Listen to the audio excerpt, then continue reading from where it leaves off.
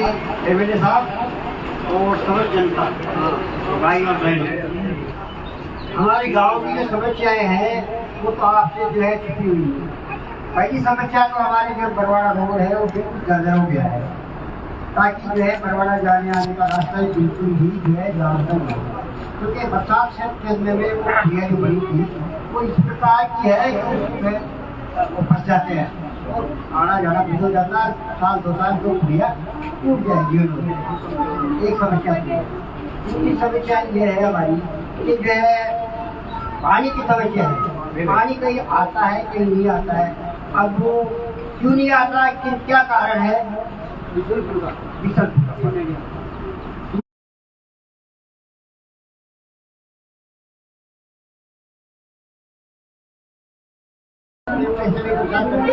करना चाहिए। अब आगे की भविष्य बात है जो किया उन्होंने, जो करके कईयों ने बुलाई, कईयों ने गोली में बुलाई, कईयों ने ऐसे कई काम किए, वो तो कर गए, उसको कदों सौ कर सकते। कई भी बात का सोच करना है, कहना बेकार है।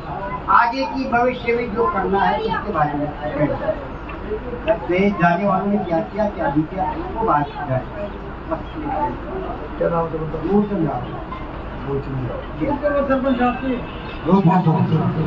कोई युवा साथी बोलेगा अपने विचार रखेगा, कोई भी युवा साथी। मैं अपनी बात बोला देलवार महाराज की। मेरा इस गांव में एक दिन पहले भी कार्यक्रम बन रहा था, लेकिन वक्त को लेट होने के कारण गा नहीं पाया और आज शायद समय से लेट आया। सबसे पहले तो आप सब गुरु पिता तुल्य बुजुर्गों, वो आत्मा का रहता है, वो मन का रहता है। आपको अगर मेरी बातों में सच्चाई, अभी मैं गांव में घूम रहा हूँ, माता बहने आती है और बहुत गुस्से में आती है। जो पुरुष है वो इतना नहीं, लेकिन माता बहने के पास जहां भी मैं जाता हूँ, जितनी माता बहनों से मैं मिलता हूँ, उनका नेताओं से नफरत कर रही है, वो चुनाव से नफरत कर रही है, वो राजनीतिक पार्टियों से नफरत करती है और उनका ये कहना है कि हम तो वोट देना ही नहीं चाहते। हमारा नेताओं से मन छूट गया, पार्टी से मन छूट गया, क्योंकि हमने कई बार वोट दिया और जिनको वोट देते हैं, जिनको एमएलए बनाते हैं, एमपी बनाते, राजा बनाकर भेजते हैं और इस उम्मीद के साथ कि ये नेता हमारा काम करेगा, लेकिन वो दोबारा बढ़ के हमारे बीच में नहीं आते।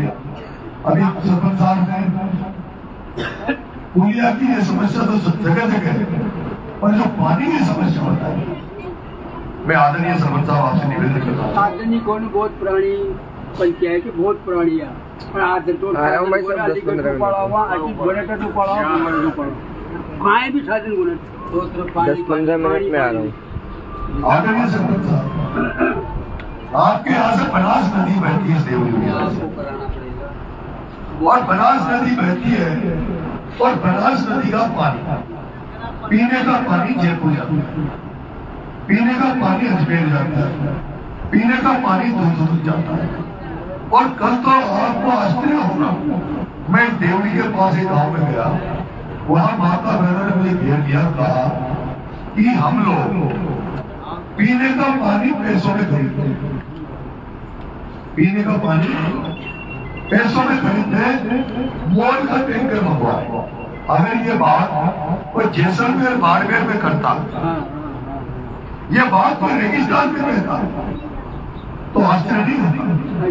लेकिन जिस क्षेत्र में बनास नदी बह रही है, जहां पर बिशनपुर का डैम बना हुआ, और जिस डैम में इस देवली वगैरह के दूर क्षेत्र के भाषण गांव में लोगों की जमीनें डूबी हो, लोगों के मकान गिरे हो, उनका सब कुछ नष्ट हो गया हो, और आप सब जानते हो कोई भी व्यक्ति जिसका जिस गांव में जन्म हुआ हो, जिस घर में जन्म हुआ हो, चाहे वो झोपड़ी हो, चाहे वो टूटा फूटा घर हो, चाहे वो कच्चा घर हो, लेकिन उस व्यक्ति के लिए वो घर, वो झोपड़ी स्वर्ग की तरह हो। आम आदमी के लिए अपना घर, चाहे वो कच्चा कैसा भी, छोटा बड़ा कैसा भी मकान हो, उन आप जो व्यक्ति जिस घर में जन्म लेता है उस घर को वो अपना स्वर्ग मानता है। और वो है जन्मी जन्मभूमि स्वर्ग से बात। एक तो जन्म जिस माने हमें जन्म दिया, और ये जन्मभूमि जननी जन्मभूमि स्वर्ग से बात। आप सोचिए उस बीसलपुर के बांध में और 62 गांव जो हुए, उन 62 गांव के जनता जब अपने गांव को छोड़ के निकली, अपने परिवारों को छोड़कर, वो जिस तरह से मारवाड़ी होते हैं जिसको लोहार बोलते हैं, जो बेचारे बैलगाड़ी लेकर तो लोहा लकड़ा काम करते गांव गांव दूर दूर भटकते रहते हैं, उसी तरह आज उनकी हालत हो रही है।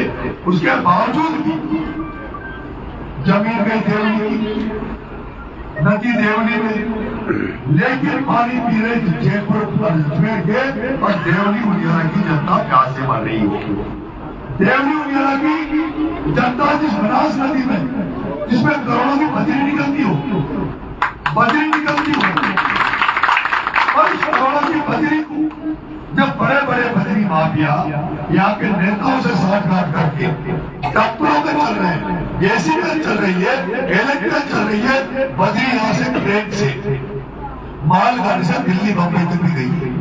और यहाँ का व्यक्ति, एक साधारण व्यक्ति, किसान व्यक्ति, एक बोली अगर बजरी ले आता है तो थानेदार घर पे पहुंच जाता है। अगर वो बजरी का ट्रैक्टर खाली भी कर दे तो भी उसका चालान काट देता है, 1,00,000 की पेनल्टी लगा देता है। मैं आपसे निवेदन करने आया कि अगर आपने जिनको अंदर वोट दिया वही दो व्यक्ति आपसे चुनाव लड़ रहे हैं, कांग्रेस और बीजेपी से। भारतीय जनता पार्टी से राजनीति चुनाव लड़ रहे, जो 2013 में यहाँ से एमएलए थे, और कांग्रेस पार्टी से कस्तूर चंद मीणा चुनाव लड़ रहे, जो कि कमी है चुनाव लड़ रहा हरीश मीणा, जो चौथी बार आपसे वोट मांग रहा है। 2 बार एमएलए में वोट हुए, 1 बार सांसद में लिए, और अब कस्तूर चंद के नाम से वोट मांगता घूम रहा है। ये एरिया ने निमेट गया तो। और मैं आपसे जो बाबा ने कहा कि हरिश्चंद्र मीणा तो एरिया को निपटा गया, मैं निवेदन करना चाहता हूँ बाबा कि आज तक नरेश मीणा 25 तारीख को आपके बीच में आया, और आप मोबाइल पे मेरी बात सुन रहे होंगे। क्या नरेश के पहले कोई हरीश मीणा के खिलाफ एक शब्द बोला? मेरे से पहले कोई एक शब्द बोला? और उस हरीश मीणा ने जो मेरे लिए 2 दिन पहले ये कहा देवली ये नरेश मीणा को उठाएगा है, ये तो गुंडा है, ये तो चप्पल का डकैत है, इसको वोट मत देना। मैं मेरे मंच पर जाना, मेरे बुजुर्ग पहले तो मैं आपको अपने बारे में, अपने परिवार के बारे में बता दूंगा कि मेरे घर में 30 साल से सरपंच चाहिए। मैं एक पटेल घर में बैठा हुआ, 150 बीघा का जागीरदार, उनका एक पेट्रोल पंप है, बड़ा भाई मेरा IIT पास आउट करके और सॉफ्टवेयर इंजीनियर बॉम्बे में 7 लाख रुपए मेहनत करता। मेरा जो का मैं बैंक में मैनेजर है, मेरी एक बहन है वो टीचर है, मेरे फादर, मेरे पिताजी निर्माण 1995 में, 2000 में मेरी मां संपत्ति रही, 2005 में मेरे पिताजी पंचायत समिति सदस्य रहे, 2010 में मेरी पत्नी जिला परिषद की सदस्य रही, 2020 अभी चल रहा है, मेरी मां भी सरपंच है। 30 साल अगर कोई पंचायत में, एक ही उस पंचायत में अगर लगातार पंचायत राज में बैठा रहे तो वो उस लोग को विशेष खासियत होगी और विशेष गुण होगा। और मैं वो इस मंदिर में वो मैं बोल रहा हूँ जिसने मैं जब सीखने लगा, समझने लगा, तो मैं मेरे गांव के बुजुर्गों के साथ मेरी आदत की शुरू से बैठने की, और कहावत ये कि पूत सपूत तो क्यों धन सच्चे, और भूत को भूत तो क्यों धन सच्चे। मैं तो इस लाइन में आगे बढ़ता हूँ, इस कहावत में आगे जा रहा हूँ कि अगर आप कितना ही धन दौलत को मारो, अगर भूत कपूत हो गया तो वो बर्बाद कर देगा, वो घर को भूत देगा, और अगर भूत कपूत हो गया तो वो चाहे उसके पास कुछ नहीं, वो फकीर हो, लेकिन अगर बेटा मजबूत हो गया, बेटा श्रवण कुमार जैसा हो गया, जो बुढ़ापे में अपने माँ बाप की इज्जत रखे, जो अपने परिवार को संभाले, तो उस परिवार को पैसे की कमाने की जरूरत नहीं होती। और मैं उस हरीश मीणा चोर से कहना चाहता हूँ, मैं उस हरीश मीणा से कहना चाहता हूँ कि मैंने तो 25 साल वो जयपुर में राजनीति करी, जयपुर में हजारों छोरे मेरे साथ खड़े रहे। अगर मैं चाहता तो मेरा डंडा इतना मजबूत था कि मैं सैकड़ों बीघा जमीनों में कब्जा जयपुर में कर चुका हूँ। अगर मेरे बराबर ताकत किसी के पास होती और वो कोई नंगे भूखे घर का होता तो सैकड़ों बीघा जमीनों में कब्जा कर लेता, किसी की जेब काटता, किसी को लूटा मारी करता। लेकिन आज भी मैं किराए के मकान में जयपुर में अपने बच्चों को पालता हूँ, किराए के मकान में रहता हूँ। हरीश मीणा, मैं तो खानदानी परिवार में पैदा हुआ, लेकिन ये हरीश मीणा जिनके 5 भाई थे, ये 5 भाई थे, इनके घर में है कि नमोनाथ जी मीणा, वो खानदानी हुए। और नमोनाथ जी इसलिए खानदानी हुए, उनके बेटे ने भी 3-4 साल पहले एक मीणा समाज की एक बेटी से लव मैरिज कर ली थी, और लव मैरिज करी, उसकी कहीं गोद बढ़ गई, और गोद नमोनाथ जी नहीं, इस हरीश मीणा की माँ से उसकी गोद बढ़ गई थी। ये हरीश मीणा और 4 भाई हैं, ये 4 भाई एक माँ के हैं, और नमोनाथ जी एक माँ के हैं, सुन 2 अलग अलग माँ के। इनका बाप एक था जिसका नाम हरिनारायण जी था, नमोनाथ जी मीणा, जिसने उसके बेटे डॉक्टर नवीन ने इकलौता होने के बावजूद भी नौकरी की, कि नमोनाथ ने उसको 3 साल तक अपने घर में नहीं घुसने दिया। उसके जब बच्चे पैदा हुए, उनके बेटियों ने कहा कि पापा जी हमारा इकलौता भाई है, इसको घर में ले लो। जब घर में बेटियां लगने लगी तो नमोनाथ जी ने उसको, आज भी लेकिन नमोनाथ जी उससे बात नहीं करते। और दूसरी तरफ आज से 40 साल पहले कोई समाज से दूसरे समाज में शादी कर लेता था, उसको क्या मानते थे? अच्छे नजर से देखते थे। यह हरीश मीणा, इसके 3 भाई भवानी मीणा, ओम प्रकाश मीणा, और 4 भाई के कलेक्टर इसलिए बने। कलेक्टर इसलिए बने क्योंकि इनको आरक्षण का फायदा मिला, मीणा समाज में पैदा होने का फायदा मिला। लेकिन जिस मीणा समाज में पैदा हुए, उस मीणा समाज में इनको बेटी नहीं मिली, इन्होंने समाज में शादी नहीं की। किसी ने तो पंजाब में जाके की, किसी ने दिल्ली में जाके की, कोई सिंध में गया, कोई पंजाब में गया। और वो मेरे लिए कहता है कि मैं उठाए गिरा गुंडा, उठाए गिरे गुंडे को हरीश मीणा तुम्हारे भाई है, जिन्होंने 40 साल पहले यहाँ की संस्कृति को बिगाड़ा, यहाँ की सभ्यता को बिगाड़ा। और यही नहीं बचे, यह हरीश मीणा जिसको पुलिस में डीजी बनाया 5 साल कांग्रेस सरकार में इसको 5 साल डीजी बनाया। और जब ये रिटायर्ड हुए, तो रिटायर्ड होने के बाद इसने अपने सगे भाई नमोनाथ जी को हराने के लिए 200 में जाके नमोनाथ जी को कांग्रेस का टिकट मिला, और इसने बीजेपी का टिकट लेकर पहले तो वहां बीजेपी से चुनाव लड़ते सगे भाई नमोनाथ को हराया। और उसके बाद जब उसको लगा कि मेरी बीजेपी में दुकान नहीं चलेगी, बीजेपी डाउन हो रही है, तो आपके देवजुलिया में कांग्रेस के चुनाव लड़ी। अरे बिना पीते के लौट गया, बिना पीते के लौट गया हरीश मीणा, जो पहले बीजेपी में अपने भाई को रखा, फिर यहाँ अपनी छाती में आया, यहाँ से रामनारायण को नमोनाथ का टिकट काट दिया लड़ा। और अभी जब कांग्रेस ने इसको एमएलए बनाया, टिकट दिया, उस कांग्रेस ने, और उसके बाद 18 लोगों ने टिकट मांगा, नमोनाथ जी ने टिकट मांगा, रामनारायण जी ने टिकट मांगा, मैंने टिकट मांगा, परशुराम जी ने टिकट मांगा, कुलदीप सिंह जी राजावत ने टिकट मांगा, अरविंद जी गोलकर ने टिकट मांगा, लेकिन इसको कांग्रेस नहीं मिला। इसको कोई कांग्रेस नहीं मिला। और मिला तो कौन मिला? वो पेशी मीणा, जैसे इसने हरीश मीणा ने भ्रष्टाचार करके नौकरी के समय और पैसा कमाया, उस पैसे के दम पर नेता की तरफ घूम रहा। मैं अगर एमएलए बन गया तो इसकी जांच करवाऊंगा हरीश मीणा की, इसकी कहाँ का जमीन है, कहाँ इसकी प्रॉपर्टी है।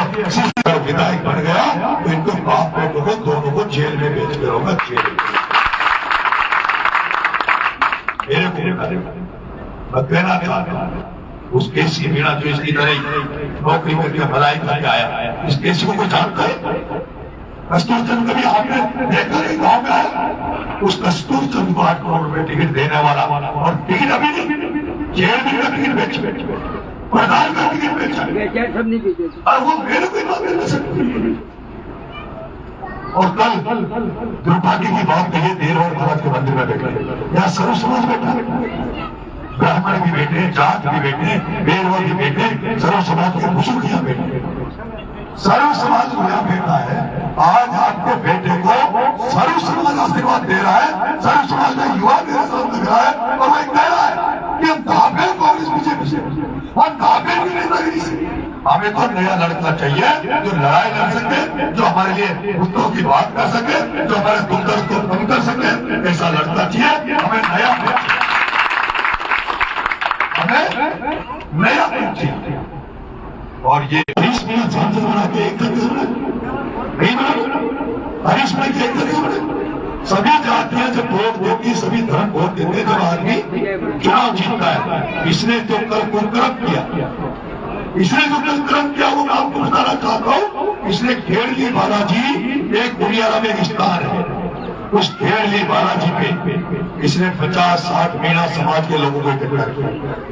उस मीणा समाज में उन पटेलों को, मैं उन पटेलों को भी आपके मार्ग से इस सोशल मीडिया के माध्यम से कहना चाहता हूँ, गाँव में पटेलाई होती है के लिए कोई बहन बेटी के साथ कोई गलत हो जाए, किसी का चोरी डकैती हो जाए, किसी के साथ लूट मार हो जाए, किसी के साथ कोई चाकूबाजी हो जाए, उसको न्याय दिलाने के लिए पटेलाई होती है। लेकिन इस हरीश मीणा ने कल 100-150 जो कांग्रेस के जो बनते हैं उनको खेड़ली बालाजी में खाना करवा के उनकी मीटिंग करवाई। और मीटिंग क्या करवाई साहब कि मीणा समाज ने मीटिंग कर ली, और मीणा समाज ने तय किया है कि इस बार कांग्रेस को वोट देंगे, और कांग्रेस ने हमें टिकट दिया है, और हम कस्तूरचंद को समर्थन देते हैं। और उसके बाद वो लोग प्लानिंग से हरीश मीणा को, वहां केसी मीणा को बुलाकर उनको माला बनाने का कल प्लान था। लेकिन मेरे लोग सब जगह मिले, इस तरह का युवाओं ने मेरे को साथ दिया है। उन्होंने कहा भाई साहब आज ये षड्यंत्र कर रहे हैं, और मैं आपसे कहता हूँ जैसे ही अखबार में टीवी में खबर आती कि मीणा समाज ने तो कस्तूरचंद को समर्थन दे दिया, आपको भी लगता है कि हाँ दे दिया होगा, यही लगता है। वो देखने गया, जो लोग टीवी में अखबार में देखते हैं उसी को सच्चाई मानते हैं। उसके बाद लेकिन जैसे ही मेरे को पता लगा, मैंने कहा मैं आ रहा हूँ, मैंने कहा मैं मीटिंग में आ रहा हूँ, देखता हूँ कितना बड़ा ड्रोन है, कितना बड़ा डीजी है, राव का डीजी। अब तो तू डीजी नहीं, अब तो पुलिस का सिपाही तेरी सुनने वाला नहीं है। और उसके बाद वहां इसने 2 ट्रक भर के पुलिस भेज दी, 2 ट्रक भर के इसने वहां पुलिस भेजी, और ट्रक के मारे ये वहां आ नहीं पाया। अब आपके बेटे के मारे प्रचार नहीं कर पा रहा। मैं उसको चैलेंज करके कह रहा हूँ, हरीश मीणा चाहता हूँ गाँव में जाकर माता बहनों का सामना कर, जो प्यार से मर रही है, जो गाँव में कीचड़ बन रहा है, उन कीचड़ में जाकर गाँव में जाकर वोट तो मांगो, तब तुम्हें पता लगेगा। क्योंकि अब तक तो हरीश मीणा तुम इसलिए जीतते हो कि सामने गुजर को टिकट मिल गया, बीजेपी का टिकट मिल गया, मीणा से कहता हूँ गुजर को वोट मत दो। इधर तो जातिवाद के नाम पर, पार्टी के नाम पर वोट तुम्हें वैसे चलते फिरते दे देती है। आज नरेश मीणा आया और पार्टी जातिवाद के ऊपर उठकर सर्व समाज की और लेकर सिर माथे पे सर्व समाज को लेकर राजनीति करने निकला। और ये जरूर अब मैं मुद्दे की बात आपसे करना चाहता हूँ। आज आप तुम लोग बुजुर्ग जो बैठे, ये युवा साथियों ने मेरे को अपना सब कुछ दे दिया, और मुझे विशेष रूप से बुजुर्गों का आशीर्वाद दिया। और आप देख रहे हैं अभी अपने सरसों बो दी, चने बो दिए, फसल बो दी, गेहूं बोने, खाद के कट्टों के लिए लाइन में लगना पड़ रहा है सर। और 1300 का कट्टा 1802 1300 का कट्टा खाद का डीएपी का 1802 में मिल रहा है। बनेगा जो गाँव है, बनेगा गाँव के आसपास के लोग जो ढेर निकल रही है, जिसमें जमीनें जा रही है, मकान टूट रहे, पेड़ कट रहे, उनको वो लोग धरना दे के बैठे, उनको मुआवजा सरकार नहीं दे रही। ना बीजेपी आई, ना कांग्रेस आई, उनकी कोई सुनवाई करने नहीं गया। मैं उनके बीच में भी गया था, मैंने कहा मैं एमएलए बनूंगा कि नहीं बनूंगा, अगर तुम लड़ाई लड़ोगे तो तुम्हारे मुद्दे से कतरा मिलाकर अपना बेटा नरेश मीणा तुम्हारे लिए। और मैंने तो सरपंच साहब ने कहा कि यहाँ भी पानी मिशन उधर नहीं आता, मैं भगवान देववाड़ महाराज के इस दरबार में खड़ा होकर भगवान की सौगंध खाके लोग जनता से झूठ बोल सकते हैं, आप लोगों को बेवकूफ बना सकते हैं, पर अगर मैं भगवान से झूठ बोलूं, भगवान के दरबार में खड़ा होकर मैं गलत बात बोलूं तो भगवान का दंड का भोगी रहूंगा, भगवान मुझे दंड देगा। आपको इस मंदिर में देखो कि मैंने प्रण लिया, मैंने मन्नत मांगी भगवान खाटू श्याम जी के जाके, मैं जब चुनाव में आया वहां वोट देकर आया हूँ और मैं उनसे मन्नत मांग के आया हूँ कि अगर मुझ पे अगर बाबा खाटू श्याम का आशीर्वाद हो गया, जनता जनार्दन का अगर मुझ पर आशीर्वाद हो गया, नंगे पैर जैसे मैं नंगे पैर अभी घूम रहा हूँ, मैंने ये नंगे पैर जूते मैंने उतराना गांव में देववाड़ महाराज के वहां छोड़े और नंगे पैर में गांव गांव घूम रहा हूँ। अगर मैं चुनाव जीतता हूँ तो सबसे पहले तो नंगे पैर पैदल बाबा खाटू श्याम के दरबार में जाऊंगा, वहां इस जीत को अर्पित करूंगा बाबा खाटू श्याम के दरबार में करूंगा, जब तक विधानसभा में आपका बेटा नहीं, आपका बेटा एमएलए बनने के बाद भी विधानसभा में तभी कह सकूंगा जब देवली उलियारा के घर घर तक पानी पहुंचा दूंगा, ये वादा मैं आपसे बुजुर्गों से करूंगा। और मेरे जो मुद्दे हैं जो मैं करना चाहता हूं, एक तो बजरी की समस्या, अगर ट्रैक्टर चलेंगे तो देव उलियारा के मिशन होंगे, ट्रैक्टर ट्रॉली भी बजरी में चलेंगे, ये मैं कहना चाहता हूं। तीसरा जो भ्रष्टाचार जो होता है, आप थाने में चले जाओ, थानेदार बिना पैसे लिए आपको सिटी में पेड़ नहीं रखने देता। आप पटवारी के पास चले जाओ, नकल लेने चले जाओ, नामांकन करने चले जाओ, जमाबंदी लेने चले जाओ, बिना पैसे लिए नकल नहीं देता। आप आईएन के पास चले जाओ, आप लाइट का खंभा लेने चले जाओ, आप तार लेने चले जाओ, डीपी लेने चले जाओ, आप घर का कनेक्शन लेने चले जाओ, आप मकान का कनेक्शन लो, खेत का कनेक्शन लो, आईएन जब तक पैसा नहीं लेता जब तक आपको खंभा तार। मैं इसी मंदिर पे कह रहा हूं, अगर आपका बेटा एमएलए बना तो यहाँ से भ्रष्टाचार को जड़ से उखाड़ फेंकूंगा, और अगर एसीबी की कार्रवाई कराऊंगा, सरकार की मदद दूंगा, और सरकार ने मदद नहीं ली, एसीबी ने कार्रवाई नहीं की, तो जो भी अधिकारी रिश्वत लेता हुआ पकड़ा गया, भ्रष्टाचार करता हुआ पकड़ा गया, उसका काला मुंह करके गधे पे पिटा के निकाल दिया था आपका बेटा गणेश मीणा। अब आपको लग रहा होगा ये तो छोटा सा लड़का है, कैसे करेगा। मेरे पे एक करने के मामले में नहीं गया, किसी की जेब काटने के लिए मैं जेल नहीं गया। मैं जेल गया हूँ तो कई बार छात्रों के लिए लड़ाई लड़ते हुए, पुलिस से टकराते हुए, सरकार से टकराते हुए जेल गया हूँ। 12 में जब किसानों को जब फसल बीमा का पैसा नहीं मिल रहा था, जब खाद नहीं मिल रहा था, तो आपके बेटे ने 12 में पट्टी रोक दी, ट्रेन रोक दी, ट्रेन की पट्टी में जाकर बैठ गया था, और 12 में 81 करोड़ रुपए, 12 में किसानों को 81 करोड़ रुपए फसल बीमा का आपके बेटे ने। छोटा हो सकता वो भी इसलिए कि अभी तक पद नहीं मिला, एमएलए नहीं बने। और आपका बेटा जब पिछली बार टिकट 2023 में बैठा, छपरा से चुनाव लड़ा, आपके बेटे को वहां 44,000 वोट मिले, आपके बेटे को वहां 44,000 वोट मिले। थोड़े बहुत वोट आ जाते तो एमएलए बन जाता, तो आज आपके यहाँ निर्दलीय चुनाव नहीं लड़ना पड़ता। नेताओं को डर लगता है, पार्टियों को डर लगता है, और इसीलिए टिकट देती नहीं है। लेकिन इस बार इसीलिए जब सबसे भरोसा उठ गया, हारे के सहारे बाबा खाटू श्याम का आशीर्वाद लेके जनता जनार्दन का आशीर्वाद लेने निकला हूँ।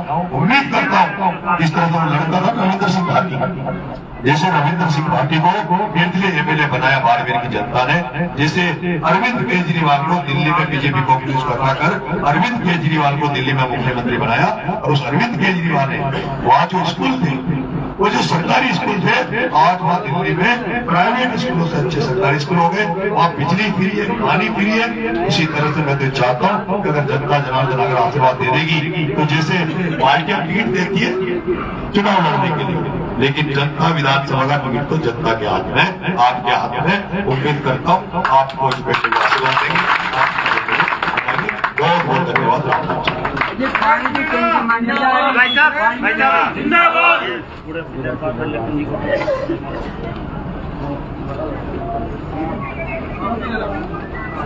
प्रोग्राम रखते हैं आपके लिए। ये फोटो